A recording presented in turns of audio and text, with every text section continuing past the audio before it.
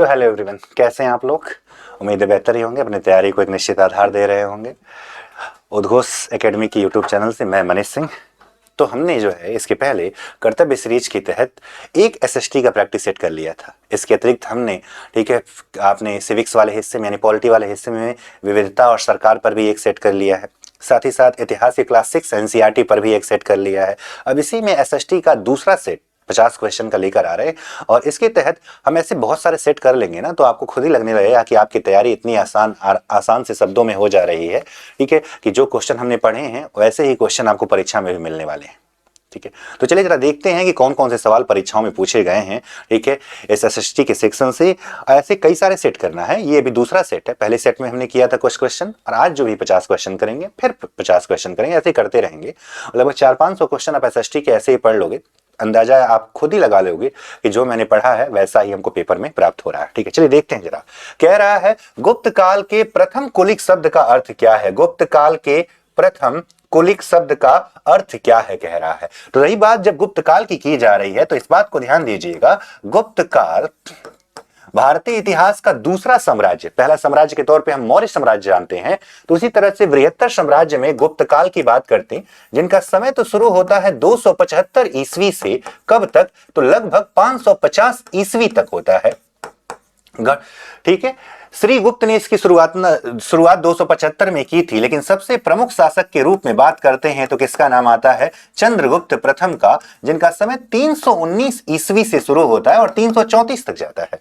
इसे ही गुप्त संवत भी कहते हैं, ये भी याद रखिएगा। इसे ही क्या कहते हैं, गुप्त संवत भी कहा जाता है। तो गुप्त संवत की शुरुआत 319 ईडी में जब गद्दी पर महाराजा धीराज की उपाधि लेकर कौन बैठेगा, चंद्रगुप्त प्रथम बैठता है। इसके बाद समुद्रगुप्त, फिर चंद्रगुप्त द्वितीय, विक्रमादित्य की बात करते हैं, जिनके दरबार में 9 रत्न भी रहा करते थे। तो इन बृहत्तर साम्राज्य के निर्माण में ठीक है सब चीजें व्यवस्थित रूप से होती है। तो उस दौरान व्यापार में या अन्य चीजों में जो कुछ शब्द प्रयोग हुए जो आज के शब्दों से ठीक है मेल खाते हैं, तो पूछा उसी प्रकार का एक शब्द है प्रथम कुलिक शब्द। तो देखते हैं जरा, 4 ऑप्शन दिया हुआ है। एक बात ये भी ध्यान रखिए कि जब तक मैं ये चीजें समझा रहा हूं तब तक जो है आप कमेंट बॉक्स में इसका उत्तर लिख दिया करिए।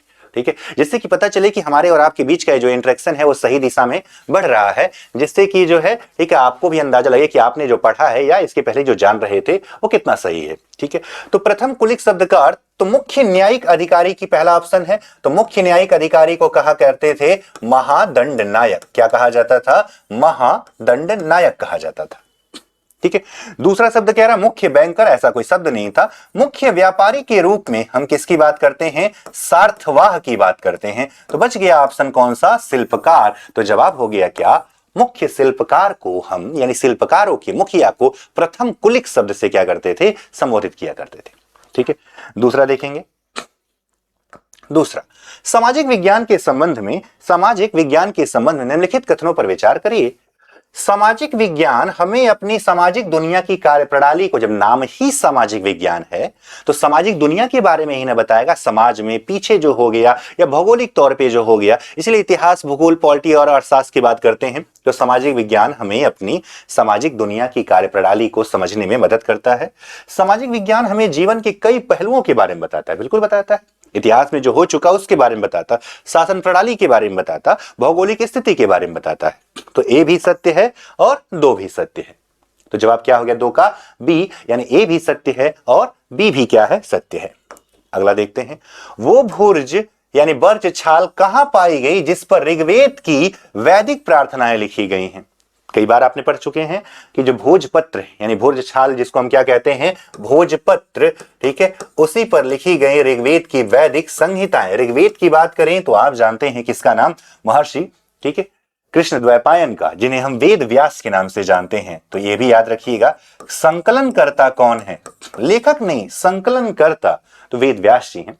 ठीक है, ऋग्वेद में कुल कितने मंडल हैं सर, तो 10 मंडल हैं। और ऋग्वेद कौन सी भाषा में लिखी गई है सर, तो संस्कृत भाषा में लिखी गई है। कौन सी भाषा में, संस्कृत। किस पर लिखी गई, तो भोजपत्र और ताड़पत्रों पे लिखी गई। तो पूछ रहा है कि वो जो ठीक है भोज छाल है वो कहां पाई गई, तो कश्मीर में पाई गई। कहां पर, कश्मीर वाले क्षेत्र में। जवाब क्या हो गया, कश्मीर वाले हिस्से में हो गया। 1028 सूक्त ठीक इसमें है। ठीक है, इस ऋग्वेद की बात करते हैं। आगे निम्नलिखित में से कौन सी तमिल कृति हमें आम पुरुषों और महिलाओं के जीवन के बारे में सूचित करती है? कौन सी तमिल कृति जो है हमें आम पुरुषों और महिलाओं के जीवन के बारे में सूचित करती है, उसकी बात कर रहा है। तो जब हम तमिल साहित्य की बात करते हैं तो तमिल साहित्य में कुछ महान ग्रंथों की बात, जिसमें मणि मैखले की आप बात करते हैं, इसके अतिरिक्त जो है सिलप्पादिकरम की बात करते हैं, लेकिन यहां कह रहा है कि हमें आम पुरुषों और महिलाओं के जीवन के बारे में सूचित करती है, तो सिलप्पादिकरम नहीं, तो प्रेम प्रसंग था जिसमें आप कड़गी पूजा की बात करते हैं। ठीक है, यहां पर जवाब क्या है? पेरिया पुराणम। क्या है? पेरिया पुराणम। क्या जवाब हो जाएगा? डी वाला ऑप्शन हो जाएगा, पेरिया पुराणम। ठीक है, जो तमिल संस्कृति में, तमिल कृति में आम महिलाओं और पुरुषों के जीवन के बारे में क्या करती है? बताती है। ठीक है, चलिए अगला देखते हैं जरा। चौथा नंबर का सवाल क्या कह रहा है?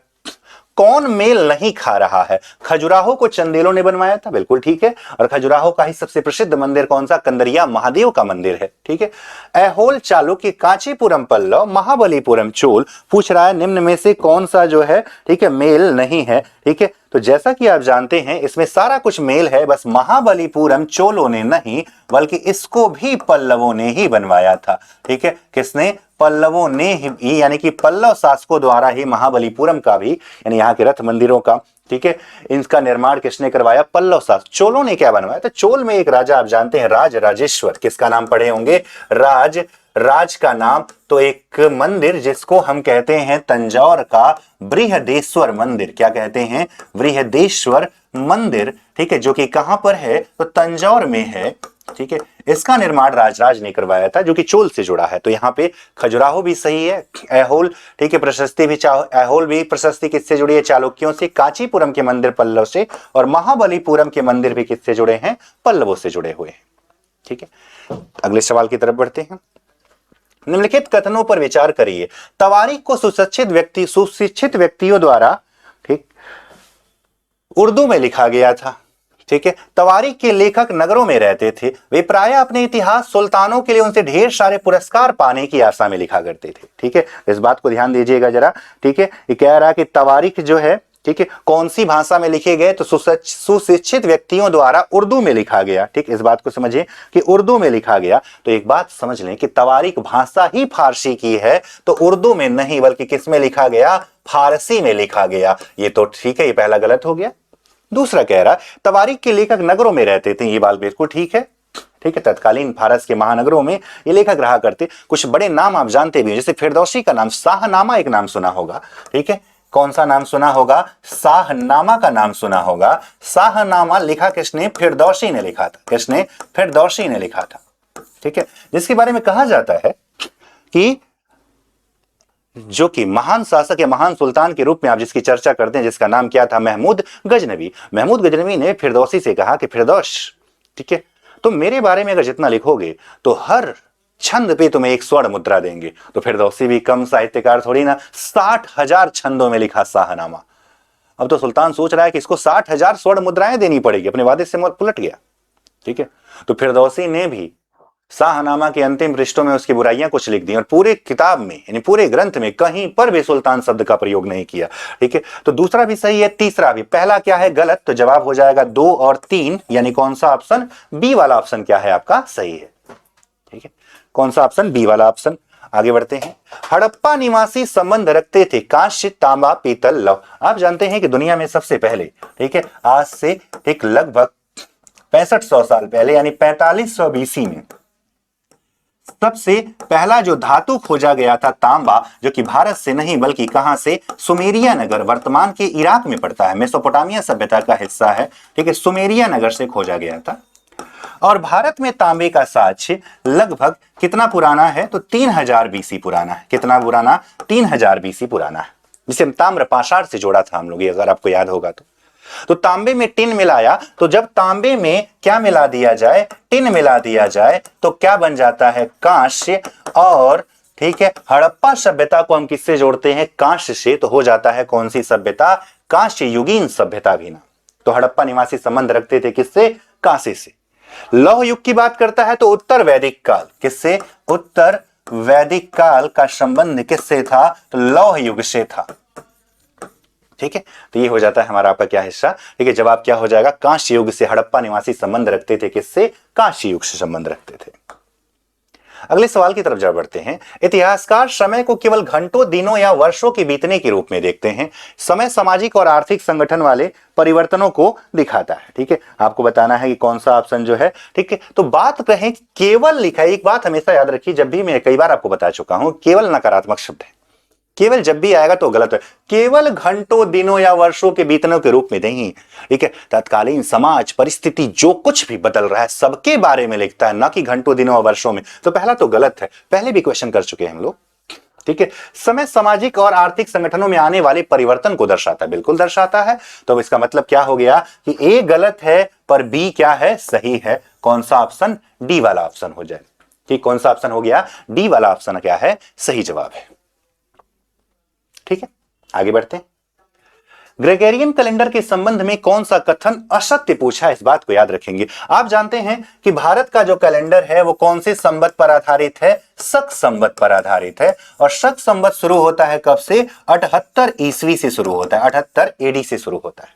ठीक है, जिसका नया वर्ष जो है हम, ठीक है, मार्च अप्रैल के महीने में मनाते हैं। आप जान ही रहे होंगे कि जो मार्च में, यानी कि जो क्या बोलते हैं, चैत्र नवरात्र पड़ता है, उसका पहला दिन मानते हैं कि हमारे शक संवत का पहला दिन है। इसी प्रकार से एक और संवत भी होती है भारत में, जिसका नाम होता है विक्रम संवत।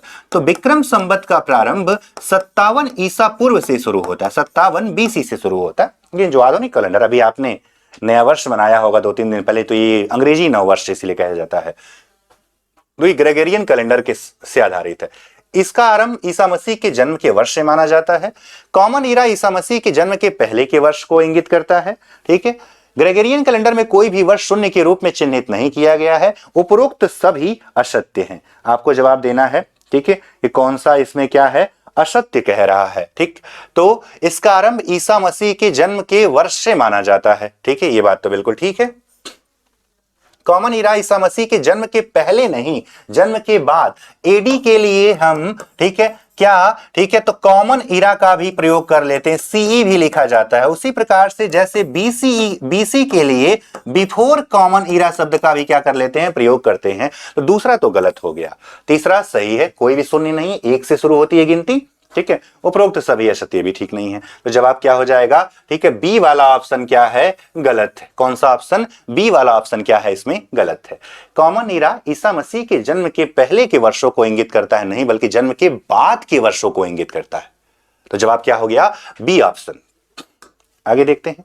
8वीं और 18वीं सदी के मध्य विभिन्न क्षेत्रों में साझी वास्तुकला शैलियां पाई जाती हैं, क्योंकि बड़े साम्राज्यों द्वारा विभिन्न क्षेत्रों को साथ लाना और परिणाम स्वरूप उनकी आकार, ठीक है, और शैलियों का परस्पर संकरण होना, संक्रमण द्वारा शानदार रचनाओं का शक्तिशाली साम्राज्यों में पुनरावृत्ति की आवश्यकता पैदा करना।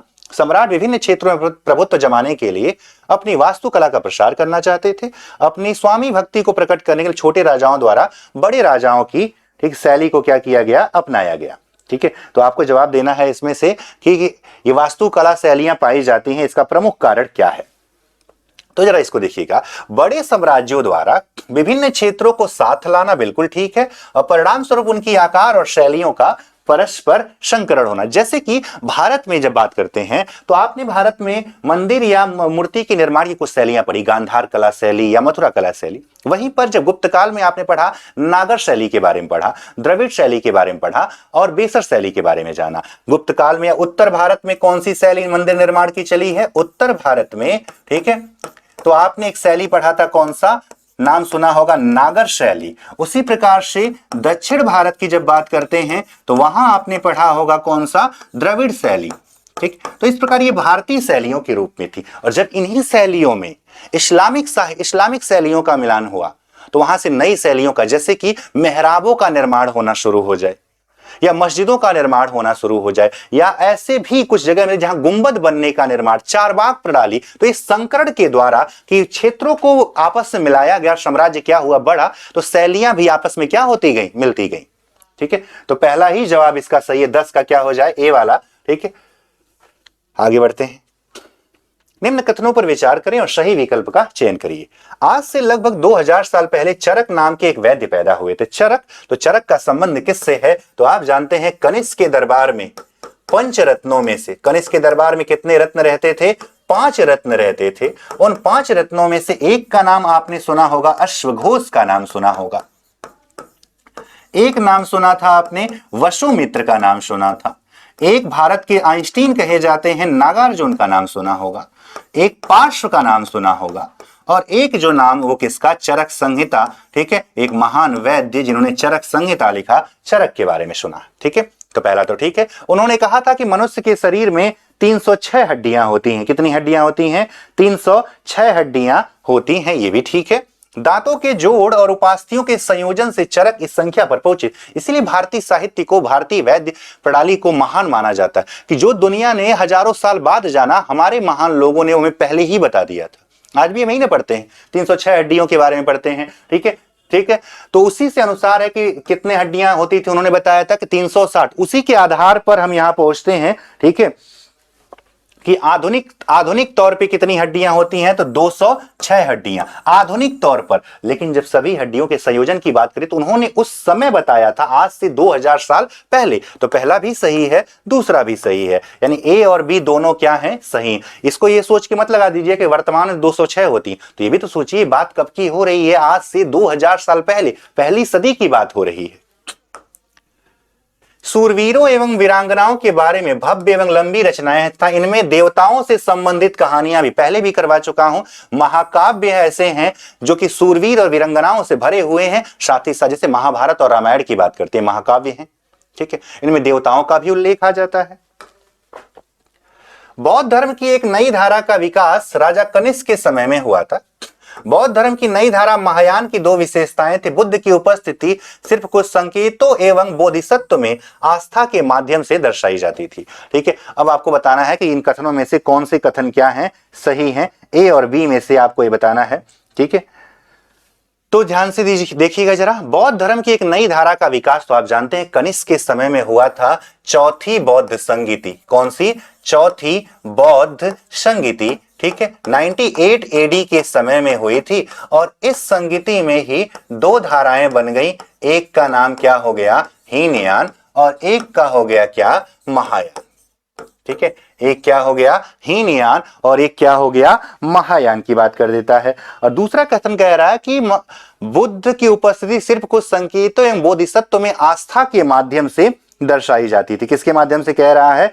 आस्था के माध्यम से दर्शाई जाती थी। तो यह बात बिल्कुल गलत है। जैसा कि आप जानते हैं कि महायान की विचार ही था कि बुद्ध भगवान है, तो भगवान है तो इसके लिए क्या बनेंगी? मूर्तियां बनेंगी, ना कि कुछ सिर्फ संकेतों से। ठीक है, तो दूसरा कथन क्या हो जाएगा? गलत हो जाएगा। ठीक है, कुछ संकेत नहीं बल्कि मूर्तियों के माध्यम से। तो इस देश में पहली मूर्ति जिसकी बनी तो गांधार कला शैली में किसकी बनी थी? तो बुद्ध की बनी थी। किसकी बनी थी? बुद्ध की बनी थी। इस बात को समझिएगा। ठीक है, तो दूसरा कथन क्या हो गया आपका? गलत हो गया। ठीक है, तो कौन सा कथन एक केवल सही है? कौन सा ऑप्शन हो जाए? डी वाला ऑप्शन हो जाए। ठीक है, अगले सवाल की तरफ बढ़ते हैं। नेक्स्ट सवाल, ने सिल्क रूट पर नियंत्रण रखने वाले शासकों में सबसे प्रसिद्ध कुषाण थे। बिल्कुल सही है। मैंने आपको बताया था कि कनिष्क भारतीय इतिहास का पहला और एकमात्र ऐसा राजा हुआ जिसने संपूर्ण रेशम मार्ग पर अधिकार कर लिया। कुषाणों ने मध्य एशिया तथा पश्चिमोत्तर भारत पर शासन किया और वे सबसे पहले सोने के सिक्के जारी, सबसे पहले लिख दिया, तो सबसे पहले सोने के सिक्के हिंद यवनों ने जारी किए थे। इस बात को समझिएगा कि सबसे पहले सोने के सिक्के किसने जारी किए थे? हिंद यवनों ने जारी किए थे। तो दूसरा कथन गलत, कथन 1 सही है और कथन 2 क्या है? गलत है। डी ऑप्शन हो जाएगा। ठीक है, कुषाणों ने सबसे अच्छी क्वालिटी के सोने के सिक्के जारी किए थे। नेक्स्ट, कौन सा सुमेलित नहीं है? ग्रह पूछा है और चंद्रमा की संख्या। तो मंगल के 2 हैं, आप जान रहे हैं, फोबोस और डीमोस। कौन कौन है? फोबोस है और कौन सा है? तो डीमोस है। ठीक है, फोबोस है और कौन से हैं? डीमोस है। क्योंकि ये सवाल पहले पूछा गया है। ठीक है, ये सवाल जो है पहले का है, इस वजह से कुछ परिवर्तन, यानी कि यहां पे ये भी ऑप्शन गलत है, ये भी ऑप्शन गलत है, क्योंकि हम पीवाईक्यू आधारित कर रहे हैं। तो पहले क्योंकि ग्रहों की संख्या बढ़ती, जितना ज्यादा खोज उतनी ज्यादा संख्या। तो वर्तमान में बृहस्पति के पास लगभग 96 चंद्रमा यानी उपग्रह हैं, और वहीं पर ठीक है सैटर्न के पास, किसके पास? सैटर्न सबसे ज्यादा किसके पास है? सैटर्न यानी कि शनि के पास ये बढ़कर हो चुके हैं 274। यही याद रखना है, ये करंट से भी जुड़ गया। ठीक है। यूरेनस की बात करें यानी अरुण की बात, तो अरुण के पास भी जो है 27 है। कितने हैं? 27 है। नेपच्यून के पास जो है अब 14 है। ठीक है, सवाल पुराना है तो इसलिए सारे ऑप्शन आपको ऐसे दिख रहे हैं। नेक्स्ट, उत्तरी ध्रुव वृत्त और उत्तरी ध्रुव के बीच के क्षेत्र में बहुत ठंड होती है। ठीक है, सूर्य की किरणें हमेशा तिरछी होती हैं और कम उष्मा देती हैं। ठीक, इस बात को समझेंगे। ठीक है, कि ये हमारी पृथ्वी है, ये पृथ्वी के बीचों बीच में एक रेखा है जिसको आप कहते हो कौन सा डिग्री? 0 डिग्री, यानी कि विषुवत रेखा, यानी इक्वेटर कहा जाता है। यहां ऊपर 23.5 डिग्री पर एक रेखा है जिसको आप कहते हो कर्क रेखा, तो नीचे भी 23.5 डिग्री पर एक है, इसको आप कहते हो मकर, यानी ये कर्क हो गया, ये विषुवत हो गया। ठीक है, और ये क्या हो गया? आपका मकर हो गया। यहां पर 66.5 डिग्री पर आर्कटिक वृत्त हो जाए। कौन सा वृत्त हो जाए? आर्कटिक वृत्त हो जाए। ठीक है, नीचे 66.5 पर अंटार्कटिक वृत्त हो जाए। नीचे 66.5 पर क्या हो जाए? अंटार्कटिक वृत्त हो जाता है।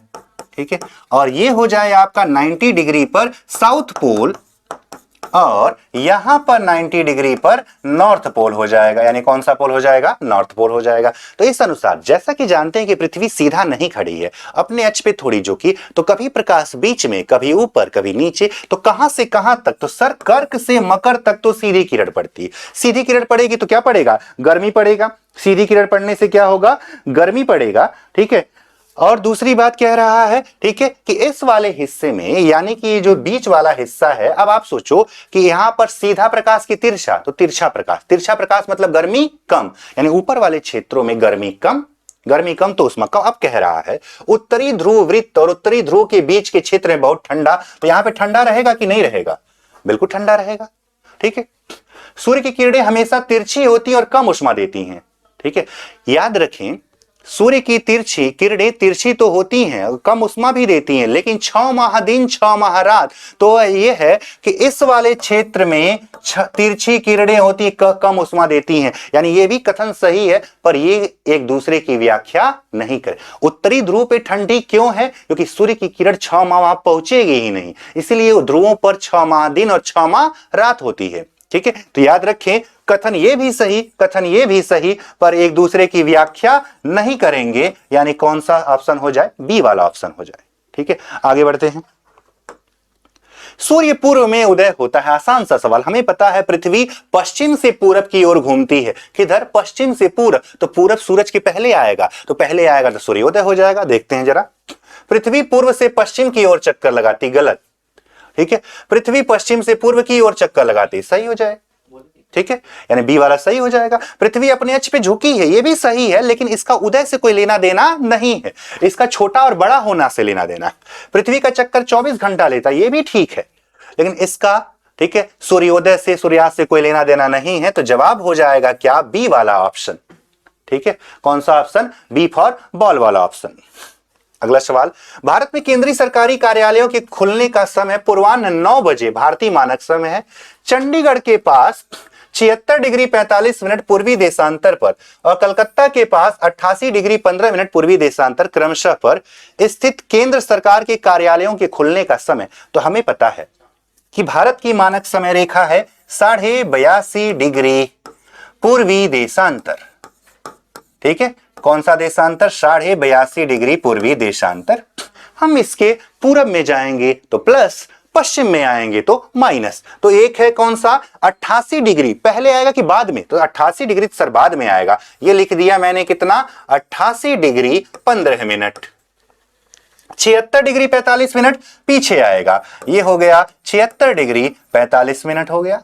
ठीक है, ये है 82 डिग्री 30 मिनट, 82 डिग्री 30 मिनट, ये है 88 डिग्री। तो कितना कदम चलूंगा? तो सर पहले जो है आधा मिनट, यानी कि 30 डिग्री 30 मिनट चल लिया, जब 83 पहुंच जाएंगे। 30 इधर चल लिया, 88 जाना था, 6:30 हो गया, 6:45, यानी कि 6 डिग्री और कितना मिनट चल लिया? 45 मिनट चल लिया। और 1 डिग्री बराबर कितना मिनट? तो 1 डिग्री बराबर सर, ठीक है, 4 मिनट। ठीक, तो 6 डिग्री बराबर 24 मिनट, 45 मिनट बराबर। ठीक है,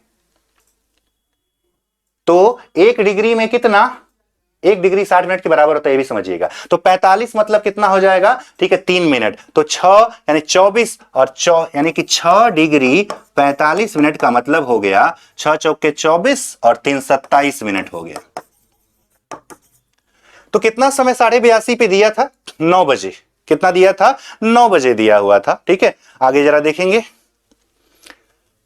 तो कलकत्ता में, ठीक है, कितना समय हो रहा होगा, ठीक है, 82.5 88, ठीक है, कितना समय कलकत्ता में हो रहा होगा 83, अच्छा माफ करिएगा, ये 5 डिग्री 45 मिनट होगा ना, 5 डिग्री, वही तो मैं सोचूं कहां से गड़बड़ हो जा रहा है, 5 डिग्री 45 मिनट।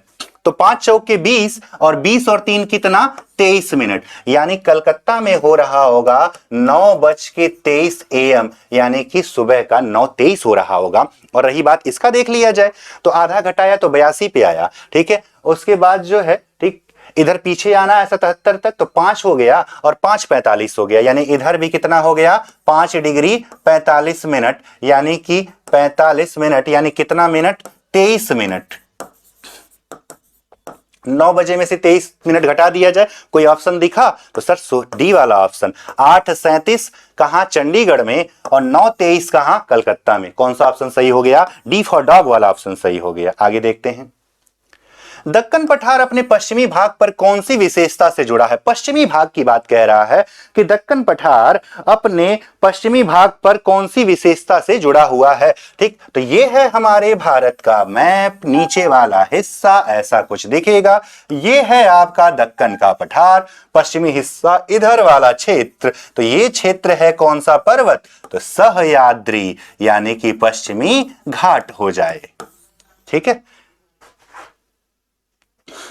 सहृदय जो अपना ले, सह्याद्री कहा, तो ये है दक्कन का पठार। ये कौन सा पठार है, दक्कन का पठार, भारत का सबसे बड़ा पठार। इसके पश्चिम में किससे जुड़ा है ये, तो सह्याद्री से जुड़ा है। सतपुड़ा कहां पड़ेगा सर, तो सतपुड़ा सर ये है, विंध्य ये है, और नीलगिरी सर नीचे इस तरह से बन जाए, नीलगिरी बन जाए, ठीक है। ये सतपुड़ा, ये विंध्य हो जाए, पश्चिम में पूछा है, तो जवाब सह्याद्री, आसान सा जवाब। मिलान करना है, ठीक है। संगमरमर, बलुआ पत्थर, कोयला और ग्रेनाइट में कौन सा चट्टान किस प्रकार का रूप है, तो सवाल तो बहुत आसान है, ठीक है। संगमरमर, जब चूना पत्थर को डोलोमाइट से मिलाएंगे तो क्या बनेगा सर, यानी संगमरमर बन जाएगा, यानी चूना पत्थर डोलोमाइट अवसादी चट्टान था, उसको ताप दिया, गर्मी दिया, बन गया संगमरमर। तो आप भी बना सकते हो, नहीं बना सकते हो, ठीक है। बलुआ पत्थर, बालू किसके किनारे, नदी के किनारे, नदी क्या लाती है, गाद, गाद मतलब अवसाद, अवसाद के जमने से जो चट्टान बने अवसादी चट्टान, तो बलुआ पत्थर को किससे जोड़ दें, तो सर अवसादी सेल से जोड़ दीजिए इसको। कोयला कार्बन का रूप है, जीवाश्म सड़ा गला तो कोयले के रूप बने, तो कौन सा ईंधन, जीवाश्म ईंधन। ग्रेनाइट, ठीक है, जिसमें अधिकतर में आइट में आग्नेय चट्टान हो जाती है, आग से बनी है, ज्वालामुखी का लावा फूटा, मैग्मा गिरा, जमा, अपर्दन हुआ, जो चट्टान बनी कहलाई कौन सी, आग्नेय चट्टान। आसान सा, कौन सा मैच कर रहा है, ए को 4 से मिलाना है, ए को 4, बी को 1 से मिला दे, सी को 2 से मिला दे, पहला वाला ऑप्शन सही है सर, ठीक है। आगे बढ़िए, बछेंद्री पाल 1984 में माउंट एवरेस्ट पर चढ़ने वाली प्रथम भारतीय महिला थीं। इसके लिए उन्हें पद्मश्री 1984 में, पद्म भूषण 2019 में क्या हुआ था, प्राप्त हुआ था, ठीक है। आगे जरा देखिए, अरुणिमा सिन्हा ने 2013 में माउंट एवरेस्ट पर चढ़ाई की, उन्हें 2015 में पद्मश्री से क्या किया गया, सम्मानित किया गया। आपको बताना है, ठीक है, कि कौन सा इसमें क्या है, सही है। तो याद रखें ये दोनों ही सही हैं, ठीक है। बछेंद्री पाल जी को, ठीक है, 1984 में क्या मिला, पद्मश्री, 2019 में पद्म भूषण। वहीं अरुणिमा सिन्हा जी को 2013 में चढ़ाई किया था, 2015 में इनको क्या मिला था, ठीक है, तो इन्हें, ठीक है, पद्मश्री से सम्मानित किया गया था, ठीक। तो जवाब हो जाएगा ए और बी दोनों क्या है, सत्य हैं, ए और बी दोनों क्या है, सत्य हैं, ठीक है, ठीक। ये भी याद रखेंगे कि अरुणिमा सिन्हा वो प्रथम भारतीय महिला हैं जो कि दिव्यांग होने के बावजूद उन्होंने, यानी एक पैर उनका नहीं, उसके बावजूद भी उन्होंने एवरेस्ट पर चढ़ाई की। माउंट एवरेस्ट की जब बात करते हैं, माउंट एवरेस्ट याद रखिएगा, इसकी वर्तमान ऊंचाई पहले आपने पढ़ा होगा 8848 मीटर, अब पढ़ेंगे आप 8848.86 मीटर। नई ऊंचाई कितनी है, 8848.86 मीटर, नेपाल और तिब्बत की सीमा पर स्थित है। सागर माथा, नेपाल में इसे सागर माथा कहते हैं। ए और बी दोनों क्या है? सत्य है। नेक्स्ट, कौन सी संरचना उत्तरी अमेरिका महाद्वीप को दक्षिणी अमेरिका महाद्वीप से क्या करती है? जोड़ती है। ठीक है, तो ये कुछ इस तरह का आपको, ठीक है, उत्तरी अमेरिका दिखेगा, कुछ इस तरह से दिखता है। ठीक है, फिर आप एक संरचना ऐसा देखते हैं, फिर नीचे जो है इस प्रकार से आप किसको देखते हो? दक्षिण अमेरिका। तो पूछ रहा है ये संरचना कौन सी है? तो सर ये संरचना तो वही नहर है ना जिसको, ठीक है, हमने याद है कि अलेक्जेंडर वान हम्बोल्ट ने बनवाया था। कौन सी नहर को? तो सर पनामा नहर को बनवाया था। ठीक है, किससे? पनामा नहर। कौन सा नहर? पनामा नहर। लेकिन कैसे बना था सर? तो स्थल को काट करके बना था ना, स्थल को काट करके। तो स्थल संधि, दो स्थलों को जोड़ने वाली संकरा रास्ता, भले ही पानी का है, वो क्या कहलाता है? तो ये बना स्थल संधि। क्या बन गया? स्थल संधि बन गया। याद रखिएगा, स्थल संधि इसे जोड़ती है। क्या करती है? जोड़ती। तो जवाब हो जाए बी वाला। जल्दबाजी में नहर लगाएंगे तो फिर गलत हो जाएगा, इस बात को याद रखिएगा। ठीक है, क्या याद रखना है आपको? तो इसे पनामा स्थल संधि भी कहते हैं। कौन सा संधि कहा जाता है? पनामा स्थल संधि भी कहते हैं। जवाब हो जाएगा बी।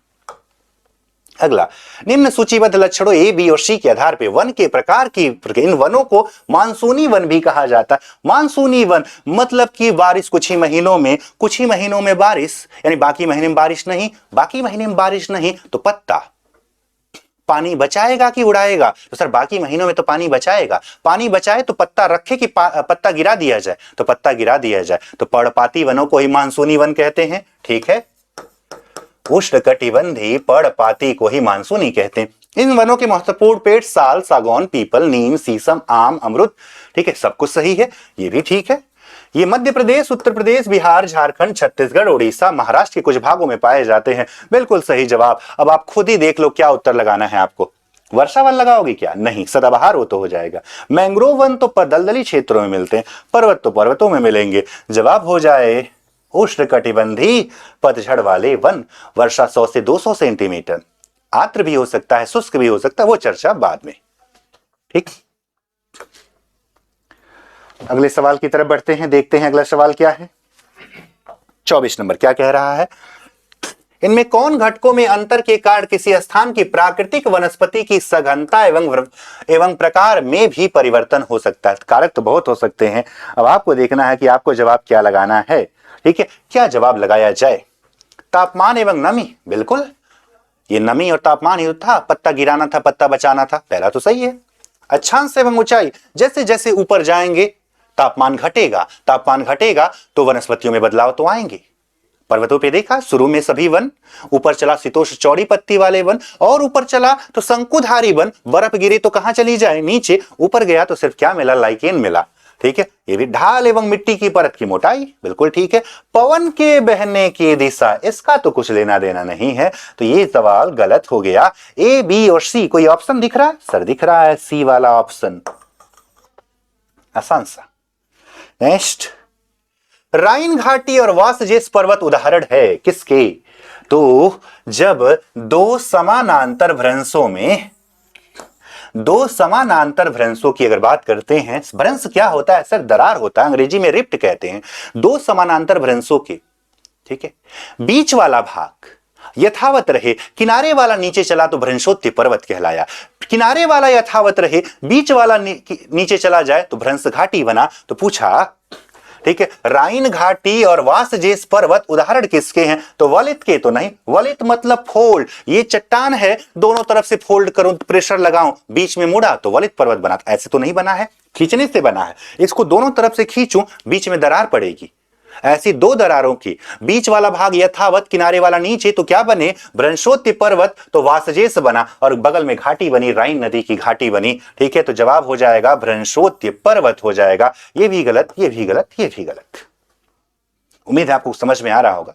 ठीक है, बहुत ही इंपॉर्टेंट है आपकी परीक्षा के लिए। ऐसे सभी सेट जितने भी हम करने वाले हैं, वो सारे सेट ही आपकी परीक्षा के लिए क्या है? बहुत ही ज्यादा महत्वपूर्ण है। ठीक है, आगे देखिए, निम्नलिखित में से कोई छूट गया? नहीं, ठीक है।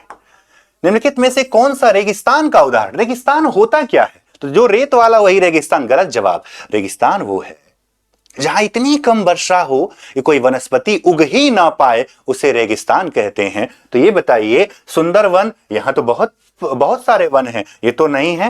पूर्वी घाट में भी तो वन है, ठीक है, सह्याद्री में भी वन है। लद्दाख के बर्फ वाले क्षेत्र में जहां बर्फ बहुत ज्यादा रहे, ग्लेशियर रहे, वहां वनस्पति उग पाएगी क्या? नहीं। तो लद्दाख एक मरुस्थल है। सर कैसा मरुस्थल है ये? शीत मरुस्थल है। तो दुनिया का सबसे बड़ा मरुस्थल कौन सा है? तो सहारा मरुस्थल है, ठीक है, और वो अफ्रीका महाद्वीप में पड़ता है। अफ्रीका महाद्वीप में पड़ता है। और किस प्रकार का, ठंडा है कि गर्म है? तो अफ्रीका में है तो उष्ण ही होगा, ठंडा तो होगा नहीं। अगला सवाल, समुद्री धाराओं की उपस्थिति तापमान को स्थिर बनाए रखती है। अधिकतर समुद्र ध्रुवों के आसपास पाए जाते हैं। समुद्र का पानी धीरे धीरे गर्म और धीरे धीरे ठंडा होता है, ठीक है। उच्च वायुदाब की उपस्थिति तापमान में कम विभिन्नता में क्या करती है? योगदान देती है। आपको जवाब बताना है कि क्या जवाब इसका लगाया जाए। ए बी सी डी में से क्या होना चाहिए, ठीक है। समुद्री धाराओं की उपस्थिति तापमान को स्थिर, जब समुद्री धारा बह रही है तो तापमान को स्थिर तो बना ही नहीं सकती है। तापमान में विभिन्नता लाएगी तभी तो बहा है। प्रेशर बदला है तभी न बह रहा है, ठीक है। समान यानी कि तापमान को स्थिर तो बनाएगा ही नहीं। अधिकतर समुद्र ध्रुवों के आसपास थे। बताइए, भारत के पास ही तो हिंद महासागर है, भारत का ध्रुवों से कोई लेना देना है क्या? तो सर ये भी तो गलत हो गया। समुद्र का पानी धीरे धीरे गर्म, धीरे धीरे ठंडा, तो ये पानी की विशेषता है। अभी ठंडी का महीना है, नल चलाइए या सबमर्सिबल से नहाइए, गरम गरम पानी आएगा। स्टोर पानी से अगर नहा रहे हैं, यानी बाहर आपको ठंडी, नहाते समय आपको अच्छा लगता है। क्यों? क्योंकि पानी की विशेषता है कि धीरे धीरे गर्म, धीरे धीरे ठंडा। ये तो सर ठीक है। उच्च वायुदाब की उपस्थिति तापमान में कम विभिन्न, उच्च वायुदाब, प्रेशर हाई, तो किधर भागेगा हवा? लो प्रेशर की तरफ। हाई प्रेशर से लो प्रेशर, तो तापमान में कम भिन्नता, तो कम भिन्नता नहीं बल्कि ज्यादा भिन्नता में योगदान देती है। यह भी गलत, केवल सी सही है, केवल सी सही है, ठीक है। आगे देखिए, कर्ज का जाल ग्रामीण इलाकों मुख्यतः के बीच एक शोषणकारी संबंध को दर्शाता है, ठीक है। एक शोषणकारी संबंध को क्या करता है? दर्शाता है, ठीक है। किसके बीच के संबंध को दर्शाता है? कि मुख्यतः के बीच शोषण, किसके? कर्ज का जाल, साहूकार और छोटे किसान, छोटे किसान और खेतीहर। किसान जो है, खेतीहर मजदूर, ये सही नहीं लग रहा है, ठीक है। भूमिहीन खेतीहर संबंधी मजदूर और ग्रामीण सहकारिता, ये भी नहीं सही। कर्ज का जाल बिछा, याद रखिए जाल हमेशा साहूकार ही होता है, ठीक है। ये महीने में ब्याज देता है, बैंक तो सालाना ब्याज देता है ना। और साहूकार गांव का ही है, और गांव का ही है तो शोषण भी बहुत करता है। जमीन पे कब्जा, घर पे कब्जा, ठीक है, मानवीय अत्याचार, ठीक है। तो क्या जवाब हो जाएगा? साहूकार और छोटे किसान। आप देखते हो अपने गांव क्षेत्रों में ब्याज पे किसान पैसा ले लेता है अपनी खेती वगैरह के लिए, ठीक है, क्योंकि सही समय पे सरकार द्वारा ये सुविधाएं नहीं दी जा पाती हैं। तो इस बात को समझिएगा कि साहूकार और छोटे किसान, ठीक, किस में आ जाते हैं? इस कर्ज के जाल में। वैसे ठीक है, ये भी ठीक लग रहा है कि जो छोटा किसान है उसके खेत में काम करने वाले मजदूरों को भी देता है, लेकिन एक ही जवाब लगाना, तो साहूकार जहां लिखे वही ठीक है। पेड़ों की अंधाधुंध कटाई के कारण भारी मात्रा में प्राकृतिक वनस्पतियां समाप्त हो गई हैं। हम लोग कुछ खास आयोजन जैसे वन महोत्सव मनाकर अधिक से अधिक लोगों को इस पेड़ों के महत्व के बारे में बता सकते हैं, ठीक है। आपको बताना है कि क्या होना चाहिए, ठीक है।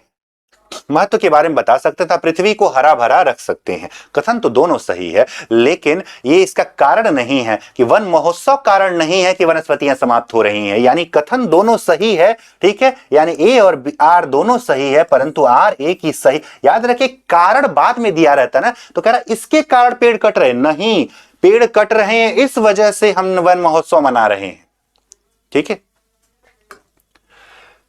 ऊंचाई में जलवायु में परिवर्तन होता है, वनस्पति की वृद्धि ताप और नमी पर निर्भर करती है। दोनों ही कथन सही लग रहे हैं, ठीक है। अब आप बताइए मुझे क्या जवाब लगा दूं, ठीक है।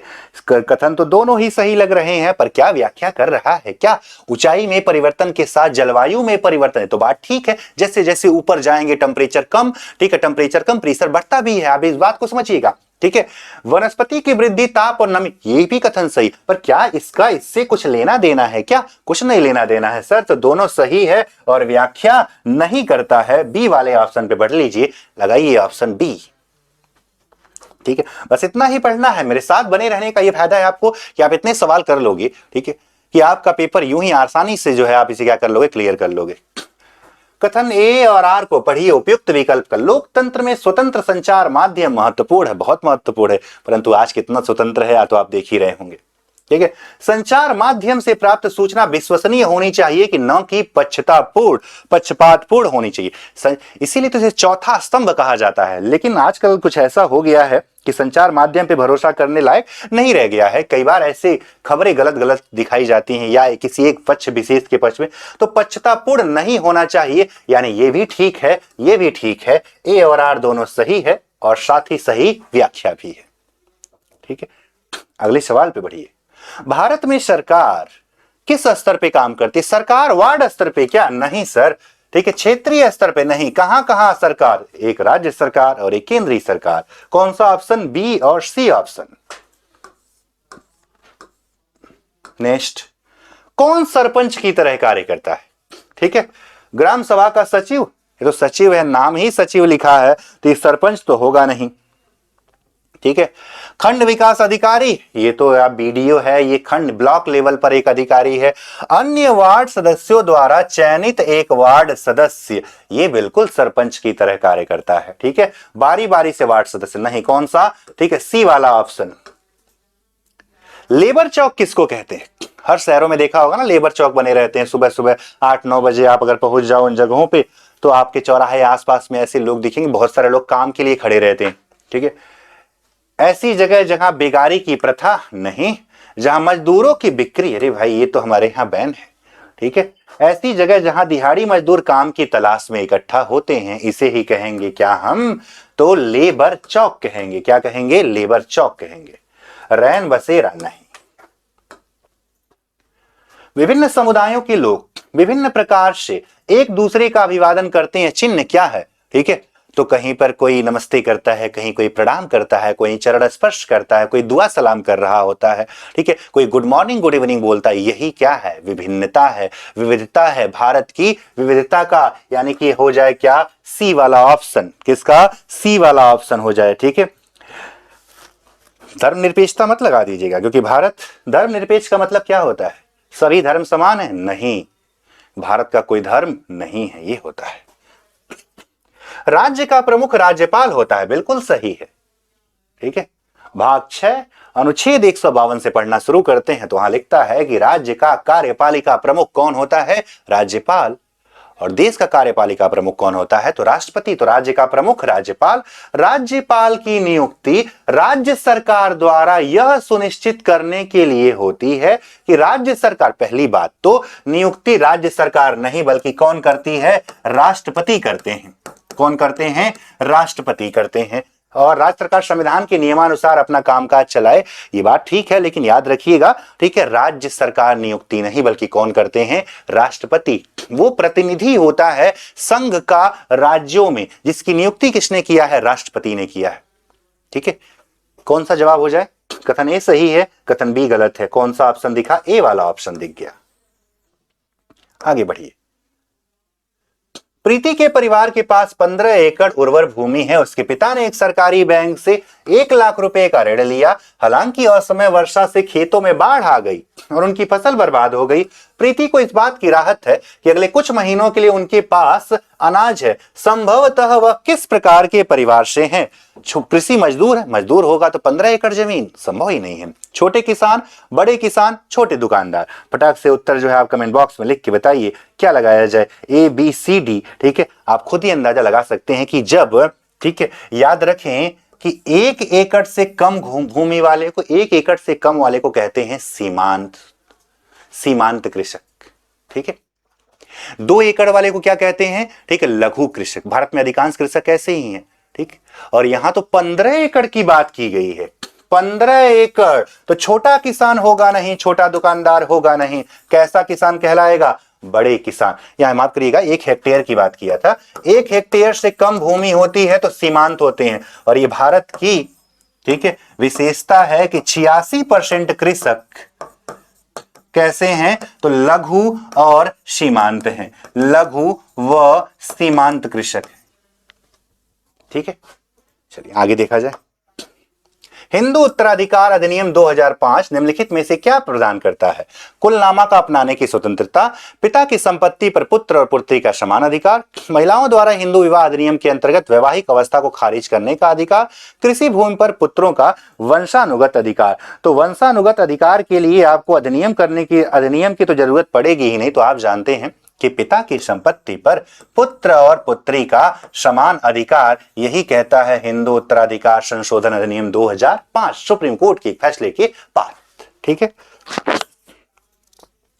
समानता की खोज में डॉक्टर भीमराव अंबेडकर ने धर्म परिवर्तन करके किस धर्म को अपनाया? आसान सा जवाब, बौद्ध धर्म। ठीक है। क्या विविधता का एक वैध उदाहरण नहीं कह रहा है? एक गांव में अलग अलग समुदाय के लोग हैं जो अलग अलग धर्मों का पालन करते हैं। ठीक ठाक लग रहा है। आगे देखिए, एक गांव में अलग अलग जाति के लोग हैं जिन्हें पदानुक्रम से देखा जाता है। एक गांव में एक सार्वजनिक स्थान है जहां अलग अलग त्योहारों को मनाया जाता है। एक गांव में कई लोग हिंदी बोलते हैं, कुछ अंग्रेजी बोलते हैं और वे सब अक्सर सामान्य वार्तालाप करते हैं। ठीक है।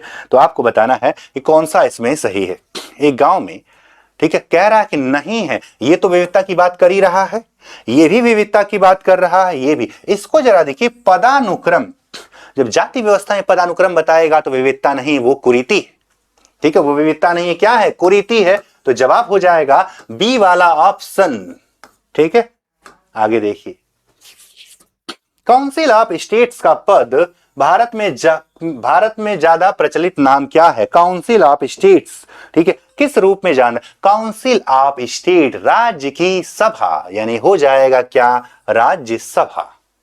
ठीक है। तो जैसा कि आप जानते हैं कि अनुच्छेद 79 में लिखा गया है संसद होगी, भारत का लोकसभा, राज्यसभा, राष्ट्रपति मिलके बनाएंगे क्या? ठीक है। आर्टिकल 79 के तहत संसद होगी, 80 के तहत एक राज्यसभा होगी, 81 के तहत एक लोकसभा होगी, 82 में परिसीमन, 83 में जो है योग्यता, 84 में कार्यकाल। ये सारा आप पढ़ते हैं। ठीक है। यहां पूछा काउंसिल ऑफ स्टेट्स, तो क्या जवाब हो जाएगा? राज्यसभा हो जाएगा। कौन से अनुच्छेद में लिखा गया है? तो अनुच्छेद 80 में। कैसा सदन है? तो अस्थाई सदन है। इस अर्थात इसका कभी विघटन नहीं हो सकता। और इसका मुखिया कौन होता है? तो उपराष्ट्रपति होता है। ठीक है। संसद में प्रश्नकाल सुनिश्चित करता है कार्यपालिका की विधायिका की तरफ जवाबदेही, न्यायपालिका की विधायिका से स्वतंत्रता, विधायिका की न्यायपालिका पर नियंत्रण, न्यायपालिका का विधायिका के साथ सहयोग। आपको बताना है कि कौन सा जवाब होगा। तो याद रखें, जब संसद कहा है तो संसद किसके लिए है? कार्यपालिका की विधायिका के प्रति जवाबदेही। प्रश्नकाल में प्रश्न पूछे जाते हैं मंत्रियों से। ठीक है। तो मंत्री क्या है? कार्यपालिका। और विधायिका में सारे सदस्य आ जाएं तो ऑप्शन हो जाए ए वाला। न्यायपालिका की विधायिका स्वतंत्रता नहीं है। ठीक है। कार्यपालिका से स्वतंत्रता है किसमें? अनुच्छेद 50 के तहत। ठीक। अगला, क्या बाजार का एक प्रकार नहीं है? साप्ताहिक बाजार, ये तो बाजार का प्रकार है। ठीक है। कौन सा बाजार का प्रकार है? ठीक है, याद रखिएगा। शॉपिंग कॉम्प्लेक्स, ये भी बाजार है। मॉल, ये भी बाजार है। ये दादन व्यवस्था जो है, पुटिंग आउट सिस्टम अंग्रेजी में कहते हैं इसको, पुटिंग आउट सिस्टम, यानी घरेलू स्तर पर बने हुए सामानों को बेचने की व्यवस्था। ठीक है। घरेलू स्तर पर निर्मित वस्तुओं खरीदने और बेचने की पुरानी प्रथा दादन व्यवस्था कहलाती थी। ये कोई बाजार नहीं है। ये बाजार, ये बाजार, ये बाजार। सी वाला ऑप्शन हो जाए। आगे देखिए जरा, निम्नलिखित में से कौन सी रचना सूरदास द्वारा संकलित नहीं है? कह रहा है कौन सी रचना सूरदास जी द्वारा संकलित नहीं है। ठीक है, इस बात को याद रखिएगा। ठीक है। तो कौन सी रचना? तो साहित्य रत्ना जो है, साहित्य रत्ना, इसका सूरदास जी से संबंध नहीं है। बाकी सूरसागर, सूरसरावली और साहित्य लहरी किसका है? तो सूरदास जी का है। किसका है? सूरदास जी का है। ठीक है। आगे देखा जाए। नेक्स्ट, व्यवहारिक तौर पर मनुष्य के लिए सामाजिक विज्ञान ज्ञान होना अति आवश्यक है। हम जिस समाज में रहते हैं उसके परिवेश की हमें आदत पड़ जाती है। हम मान लेते हैं कि दुनिया हमेशा ऐसी ही रही, जबकि जीवन हमेशा वैसा नहीं था जैसा आज भी दिखता है। दोनों ही सही है। ठीक है। आगे, 18वीं शताब्दी के दौरान मुगल साम्राज्य धीरे धीरे कई स्वतंत्र क्षेत्रीय राज्यों में बिखर गया, बिल्कुल ठीक। जैसे सबसे पहले बंगाल अलग हुआ, ठीक है, फिर जो है मराठे पहले ही स्वतंत्र हो चुके थे, ठीक। इस प्रकार जो है स्वतंत्रता की बात की गई है। मुगल सम्राटों की सत्ता के पतन के साथ कई प्रांतों के सूबेदारों और बड़े जमींदारों ने भारतीय उपमहाद्वीप के विभिन्न हिस्सों में अपनी शक्ति और प्रबल कर लिया था। कथन ए भी सही लग रहा है, कथन बी भी सही लग रहा है। आपको उत्तर देना है एक कारण है कि नहीं है, तो लग तो रहा है सर पतन होगा तभी न सूबेदार बड़े और जमींदार जो है, ठीक है, ये उपमहाद्वीप के अन्य क्षेत्रों में क्या करेंगे, अपना प्रसार। तो कथन ए और बी दोनों सही और व्याख्या भी करता है। आगे बढ़िए। किस क्षेत्र में भूस्वामियों को वेल्लार कहा जाता था? आसान सा सवाल है, पहले भी आपने किया हुआ है, ठीक है। तो पूछ रहा है कि कौन से क्षेत्र, वेल्लार शब्द ही तमिल का है, ठीक है। कौन सा क्षेत्र? तमिल क्षेत्रों में। कौन से क्षेत्रों में? तमिल क्षेत्रों में वेल्लार कहा जाता था। धनी भी होते थे, प्रभावशाली भी होते थे। राजा राम मोहन राय जैसे लोगों को सुधारक इसलिए कहा जाता है क्योंकि वे मानते थे कि समाज में परिवर्तन लाना और अन्यायपूर्ण तरीकों से छुटकारा पाना जरूरी है। बिल्कुल ठीक है। सुधारकों का विचार था इस तरह की परिवर्तन लाने के लिए लोगों को इस बात के लिए प्रेरित किया जाना चाहिए कि वे पुराने व्यवहार को छोड़कर जीवन का नया ढंग अपनाने के लिए क्या रहें, तैयार रहें। ठीक है, ठीक, क्या रहें, तैयार रहें। तो दोनों ही ठीक लग रहा है, यानी ए भी सही है और बी भी सही है। ठीक है, सी वाला ऑप्शन। पंचांग तालिकाओं की एक पुस्तक है जिसमें प्रत्येक माह के दिनों के साथ साथ संबंधित खगोलीय आंकड़ों को सूचीबद्ध किया जाता है। ये सूर्य ग्रहण, चंद्र ग्रहण, सूर्योदय, आपने देखा होगा आपके क्षेत्र में, आपके घरों पर, ठीक है, विशेष प्रकार के पंडित जी लोग आते होंगे और वो जो है आपको बताते होंगे कैसा ये सारा कुछ चल रहा है। ठीक है, पूर्वानुमान, त्योहारों की तिथियां, समय निर्धारण, ये सब कुछ हमें किससे पता चलता है? पंचांग से। और ये पंचांग किस पर आधारित है? तो ये पंचांग आधारित है शक संवत पर, जो कि कब का है? 78 एडी का है। ए भी सही है, बी भी सही है, सी भी सही है।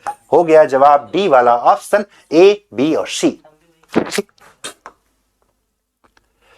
समुदायों का जो शासकों के खिलाफ विद्रोह की बात किया है, प्रारंभिक विद्रोह से आरंभ करते हुए आपको इसे क्रम से लगाना है। आधुनिक भारत का सवाल, ठीक है, इतिहास पढ़ेंगे तो चर्चा तो किया ही जाएगा, ठीक है, लेकिन जरा देख लेते हैं कौन कौन सा विद्रोह दिया हुआ है। ठीक है, तो याद रखिए कौन सा दिया, संथाल, कोल, बस्तर और वर्ली दिया हुआ है। ठीक है, तो इस प्रकार देखिएगा। ठीक है, पहले वाले ऑप्शन में देख लेते हैं। संथाल विद्रोह का समय है 1855। संथाल विद्रोह कब? 1855। जबकि कोल विद्रोह जो है 1831-32 का समय है। ठीक है, अब खुद ही आप उत्तर लगा लोगे।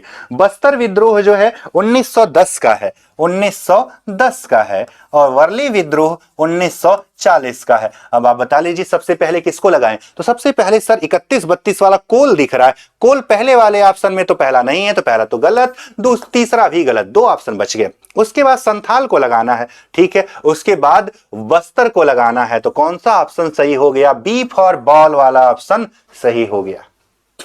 ठीक है, तो ये आपके कुछ प्रमुख सवाल जो किससे जुड़े हुए थे, एसएसटी प्रैक्टिस सेट 2, ठीक, कर्तव्य सीरीज में। ठीक है, सेट 1 हो चुका है, सेट 2 हो चुका है, जल्द ही आपको सेट 3 भी मिलेगा, फिर 50 क्वेश्चन किया जाएगा। ऐसे 500 क्वेश्चन हम इसमें कर लेंगे एसएसटी में, उससे बाहर आपको कुछ आना ही नहीं है। तो आज के लिए बस इतना ही, मेरे साथ बने रहिए। ठीक है, वीडियो को लाइक भी करिए, ज्यादा से ज्यादा लोगों तक पहुंचाइए। आज के लिए बस इतना ही, धन्यवाद।